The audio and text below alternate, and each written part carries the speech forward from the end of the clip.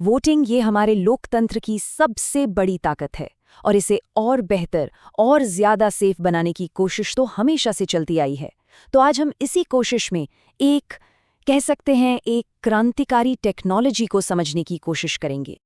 ये सोचने वाली बात तो है ना?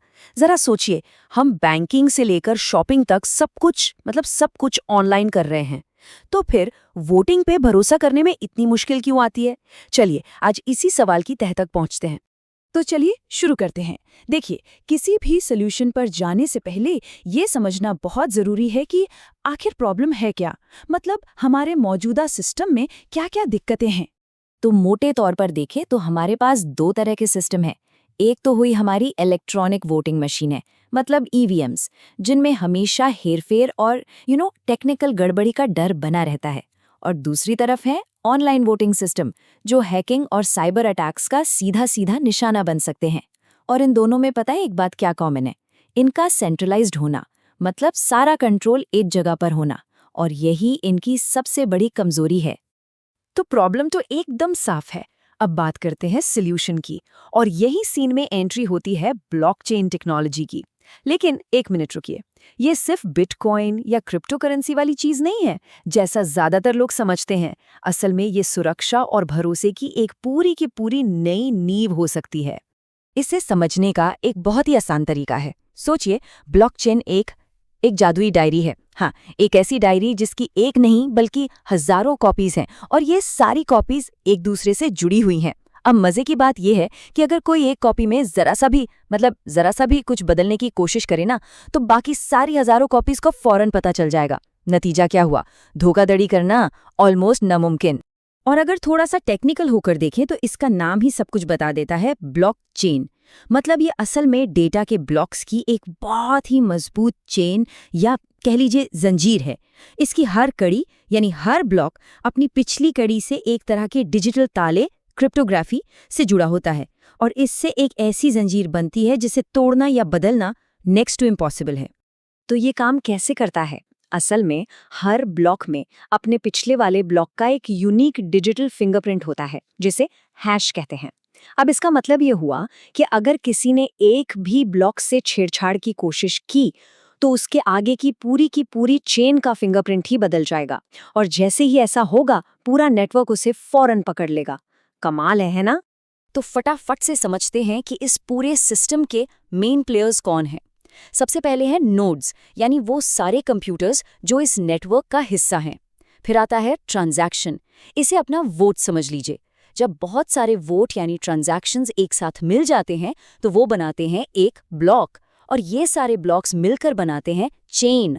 और इन सब पर नजर रखने वाले, मतलब जो सब कुछ वेरीफाई करते हैं, वो हैं माइनर्स। ओके, तो अब जब हम ब्लॉकचेन के बेसिक्स समझ गए हैं, तो चलिए वापस चलते हैं अपनी वोटिंग वाली प्रॉब्लम्स पर और देखते हैं कि ये टेक्नोलॉजी उन्हें कैसे सॉल्व कर सकती है। याद है, हमने सेंट्रलाइजेशन की बात की थी, मतलब जब सारा कंट्रोल किसी एक जगह पर हो। यही सबसे बड़ी जड़ है समस्या की। सोचिए, जब सारा कंट्रोल एक सर्वर के हाथ में है, तो वो हैकर्स के लिए कितना आसान टारगेट बन जाता है। और ब्लॉकचेन इसी प्रॉब्लम पर सीधा अटैक करता है अपने सबसे बड़े हथियार से, डिसेंट्रलाइजेशन। मतलब यहां कोई एक सेंट्रल सर्वर है ही नहीं।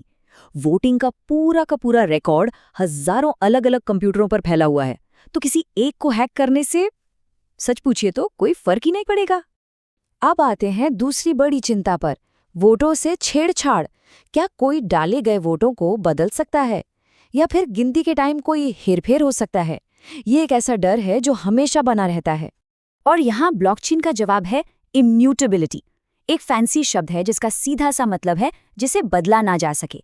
एक बार वोट ब्लॉकचेन पर रिकॉर्ड हो गया तो बस हो गया, वो हमेशा के लिए पत्थर की लकीर बन जाता है।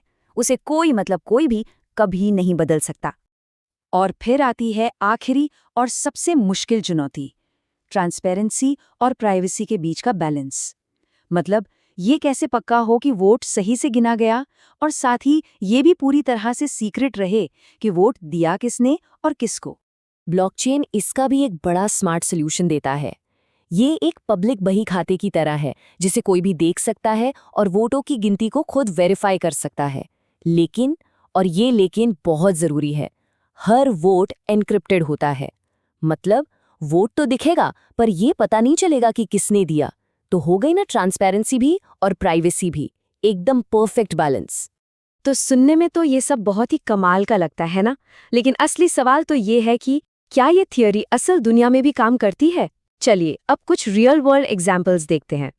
अगर हम दुनिया भर में देखें तो एस्टोनिया जैसे देश ने तो इसे अपने नेशनल इलेक्शंस में यूज किया है, जिससे लोगों का भरोसा भी बढ़ा है। स्विट्जरलैंड के एक शहर जुग से लेकर अमेरिका में तैनात सैनिकों तक के लिए और जापान से लेकर रूस तक कई जगहों पर इसे आजमाया गया है। हाँ, हर केस में कुछ फायदे दिखे तो कुछ नई चुनौतियां भी सामने आईं। और ये नंबर देखिए, सिर्फ एस्टोनिया की बात करें तो 2021 के चुनावों में करीब 47% वोट ऑनलाइन डाले गए। 47%। ये आंकड़ा हमें एक बहुत ज़रूरी बात बताता है कि अगर सिस्टम पर भरोसा हो तो लोग नई टेक्नोलॉजी को अपनाने के लिए पूरी तरह तैयार है। लेकिन कहानी यहाँ ख़त्म नहीं होती और ये इतनी सीधी भी नहीं है। अब वक्त है सिक्के का दूसरा पहलू देखने का। क्योंकि देखिए, ब्लॉकचेन कोई जादू की छड़ी नहीं है और इसे असल में बड़े लेवल पर लागू करने के रास्ते में बहुत बड़ी बड़ी मुश्किलें हैं। सबसे पहली और सबसे बड़ी टेक्निकल प्रॉब्लम है स्केलेबिलिटी। इसका मतलब सीधा सा सवाल है, क्या कोई ब्लॉकचेन सिस्टम एक बड़े देश के चुनाव में करोड़ों वोटों को एक साथ बिना स्लो हुए या क्रैश हुए हैंडल कर सकता है? सच तो ये है कि फिलहाल ज़्यादातर प्लेटफॉर्म्स के लिए ये एक बहुत बड़ा सवालिया निशान है। दूसरी मुश्किल है इम्प्लीमेंटेशन, यानी इसे लागू करना। जरा सोचकर देखिए, सालों दशकों से जो पुराना चुनावी सिस्टम चला आ रहा है उसे हटाकर एक बिल्कुल नई टेक्नोलॉजी को लाना कितना मुश्किल, कितना कॉम्प्लेक्स और हाँ, कितना महंगा काम होगा। और शायद सबसे बड़ी चुनौती टेक्नोलॉजी नहीं बल्कि इंसान है, आम मतदाता। कोई भी टेक्नोलॉजी कितनी भी अच्छी क्यों ना हो, वो तभी कामयाब होती है जब लोग उस पर भरोसा करें और उसे आसानी से इस्तेमाल कर सकें। अगर सिस्टम बहुत ही कॉम्प्लिकेटेड हुआ तो लोग उससे दूर ही भागेंगे, फिर चाहे वो कितना भी सेफ क्यों ना हो। तो इन सब मुश्किलों को देखते हुए सवाल उठता है कि आगे क्या ये टेक्नोलॉजी यहीं रुक जाएगी? शायद नहीं। चलिए देखते हैं कि आने वाले समय में सिक्योर वोटिंग का फ्यूचर कैसा दिख सकता है। फ्यूचर में हमें ब्लॉकचेन और एआई का कॉम्बिनेशन देखने को मिल सकता है। सोचिए, एक ऐसा सिस्टम जो धोखाधड़ी के पैटर्न को खुद ब खुद पकड़ ले। इसके साथ ही बायोमेट्रिक्स जैसे फिंगरप्रिंट या फेस स्कैन वोटर की पहचान को और भी ज्यादा पक्का बना सकते हैं। ये सब चीजें मिलकर चुनावी सुरक्षा को एक बिल्कुल ही नए लेवल पर ले जा सकती हैं। और आखिर में एक बड़ा सवाल जो सोचने पर मजबूर करता है। एक तरफ है एक पूरी तरह से सेफ और ट्रांसपेरेंट चुनाव का सपना और दूसरी तरफ है एक नई, एक अनटेस्टेड टेक्नोलॉजी को अपनाने का रिस्क। ये एक ऐसा सवाल है जिसका जवाब दुनिया भर के लोकतंत्रों को आने वाले समय में खोजना होगा। इस पर जरूर सोचिएगा।